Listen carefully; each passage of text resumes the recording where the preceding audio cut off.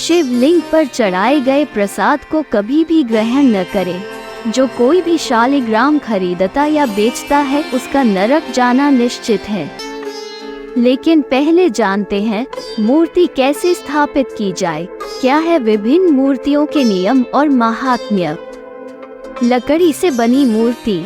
पृथ्वी ने भगवान वराह से विभिन्न प्रकार की मूर्तियों को स्थापित करने की उचित विधि का वर्णन करने का अनुरोध किया।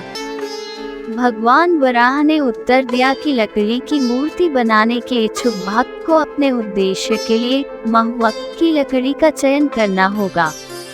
लकड़ी को शुद्ध करके देवता के स्वरूप के अनुसार आकार देना चाहिए। फिर मूर्ति को उपयुक्त अनुष्ठान के बीच एक मंदिर में स्थापित किया जाता है। स्थापना समारोह के दौरान देवता को कपूर, सिंदूर, चंदन, धूप आदि जैसी विभिन्न वस्तुएं अर्पित की जाती हैं। स्वस्तिक का निशान शुभता का प्रतीक है, इसलिए भक्त को मूर्ति को आकार देते समय इस बात का ध्यान अवश्य रखना चाहिए। मूर्ति पर यह स्वस्तिक चिन्ह जरूर बनाना चाहिए। इसी तरह भगवान विष्णु के अन्य लक्षण जैसे श्रीवत्स और कौशतुभ को भी मूर्ति पर उकेरा जाना चाहिए।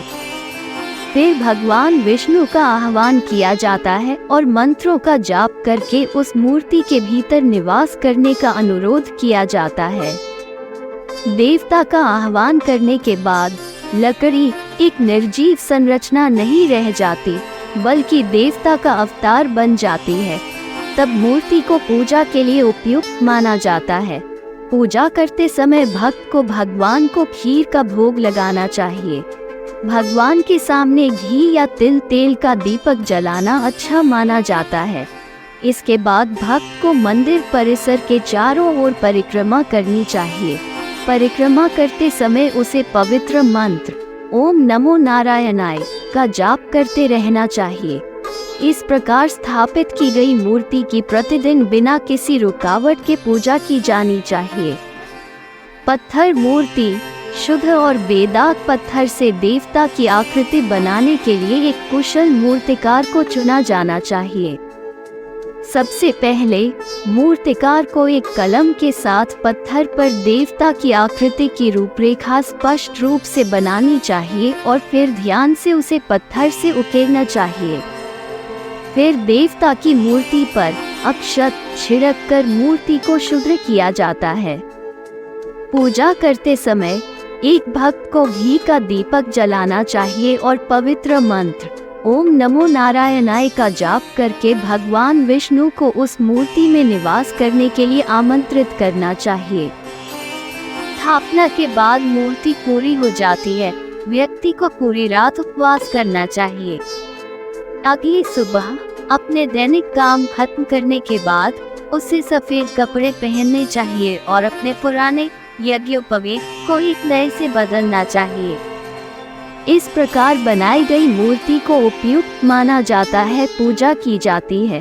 पूर्व भाद्रपद को पत्थर की मूर्ति की स्थापना के लिए सबसे अच्छा समय माना जाता है। स्थापना समारोह के दौरान एक भक्त को या तो दूध या जौ जैसे अनाज पर रहना चाहिए। पूजा के अनुष्ठानों में कई गतिविधियां शामिल होती हैं, जैसे देवता के सामने 4 दीपक जलाएं और पंचगव्य, जल, चंदन और दूध जैसी वस्तुओं से भरे 4 छोटे बर्तन रखें। वैदिक मंत्रों के जाप के बिना पूजा अर्चना अधूरी मानी जाती है। मिट्टी और तांबे की मूर्तियाँ। एक भक्त को सावधानीपूर्वक मिट्टी की एक सुंदर मूर्ति बनानी चाहिए जिसमें दरार का कोई निशान न हो। मिट्टी की मूर्ति की स्थापना के लिए सबसे शुभ समय श्रवण नक्षत्र के दौरान माना जाता है। देवता को मूर्ति के भीतर वास करने के लिए आह्वान किया जाता है, जिसके बाद पवित्र जल, पंचगव्य, चंदन आदि जैसी विभिन्न वस्तुओं की मदद से मूर्ति का स्नान किया जाता है। पूजा के रीति रिवाज लकड़ी या पत्थर की मूर्ति के समान हैं। तांबे की मूर्तियों की स्थापना के लिए सबसे अच्छा समय चित्रा नक्षत्र के दौरान माना जाता है। मूर्ति को उत्तर दिशा की ओर मुंह करके स्थापित किया जाना चाहिए और पवित्र जल, पंचगव्य आदि की मदद से शुद्ध किया जाना चाहिए।